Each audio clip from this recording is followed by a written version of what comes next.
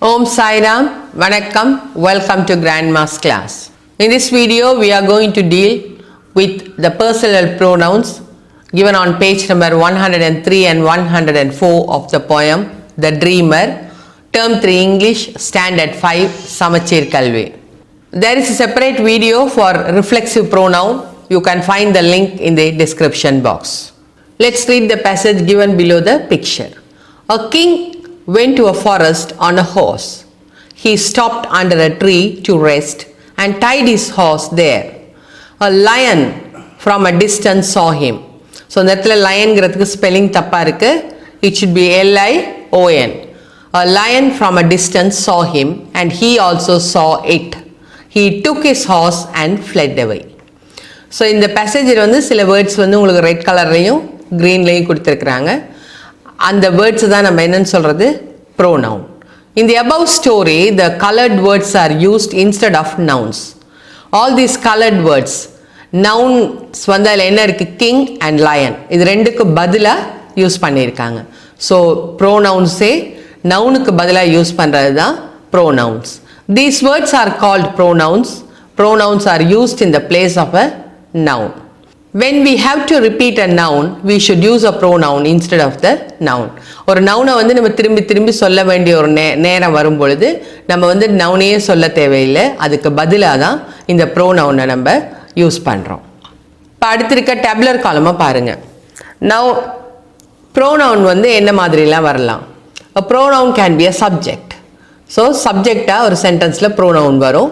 அதுக்கான வேர்ட்ஸ் தான் உங்களுக்கு கீழே 7 ப்ரோனவுனும் கொடுத்துருக்குறாங்க. I, we, you, they, he, she, it. So I, we வந்து first personல வரும். You will be in the second person. The rest of the 4 are in the third person.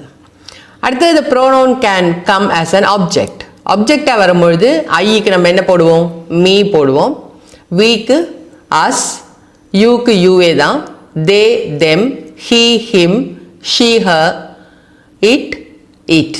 So இது வந்து ஆப்ஜெக்டாக வரும்போது நம்ம யூஸ் பண்ணக்கூடிய ப்ரோனவுன். தேர்ட் காலமில் இருக்க பாருங்க. It is not called pronoun, it is called possessive adjectives. அதாவது பொசஷனை சொல்கிற ஒரு விஷயம், உரிமையை பற்றி பேசுறது. மை அப்படின்னா என்னுடைய, மை ஹவுஸ் என்னுடைய வீடு. அவர் கார், இது எங்களுடைய கார். யுவர் பிளான், இது உன்னுடைய திட்டம். அந்த மாதிரி உடையங்கிற பொசஷனோட சொல்லக்கூடிய வார்த்தைகளை தான் நம்ம பொசசிவ் அட்ஜெக்டிவ்னு சொல்கிறது. இதை வந்து பொசசிவ் ப்ரோனவுன்னு சொல்கிறது கிடையாது. ஸோ அது வேறு ஃபார்மேட் இருக்குது. இப்போ ஆப்ஜெக்டாக இருக்கக்கூடிய ப்ரோனவுன் வந்து என்ன சொல்லும், எனக்கு எனக்காக அப்படிங்கிறது, உனக்கு உனக்காக, அவர்களுக்கு அவர்களுக்காக அப்படிங்கிற மீனிங்கில் வரும். பொசசிவ் அட்ஜெக்டிவ் வந்து என்னுடைய உன்னுடைய அவர்களுடைய அப்படிங்கிற மீனிங்கில் வரும். ஃபோர்த் காலம் வந்து ரிஃப்ளெக்சிவ் ப்ரோனவுன்.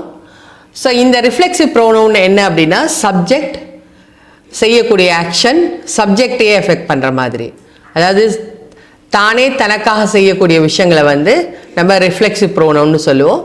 அதை வந்து இன்னொரு செப்பரேட் வீடியோவில் பார்க்கலாம். Now let's see the exercises given in the textbook.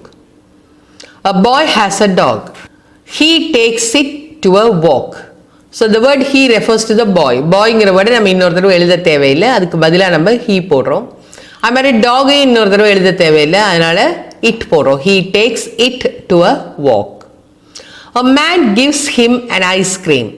Here him refers to the same boy. So on the way he gets an ice cream from a person. So the man gives him an ice cream. Next one, his dog wanted the ice cream. So அவனுடைய நாய்க்கு ice cream தேவைப்பட்டது அப்படின்னு சொல்லும்பொழுது his dog. Next one பாருங்க. A girl has a pen. She wants a paper. The she refers to the girl who has a pen. Pen வச்சிருந்த பிள்ளைக்கு paper தேவைப்படுது. So second டைமும் நம்ம கேர்ள்னு போட வேண்டாம், she போட்டுக்கலாம். A boy gives her the paper. So ஒரு பையன் அவள்கிட்ட ஒரு பேப்பர் கொடுக்குறான். Her drawing was nice. அவளுடைய drawing வந்து ரொம்ப அழகாக இருந்தது. Next one, there was a building. அங்கே ஒரு பெரிய கட்டிடம் இருக்குது. It was very tall. So it refers to the building. Workers built it strongly.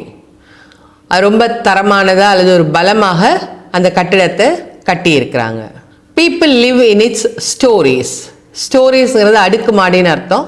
ஆனால் இந்த இடத்துல ஸ்பெல்லிங் தப்பாக இருக்குது. So it should be STOREYS.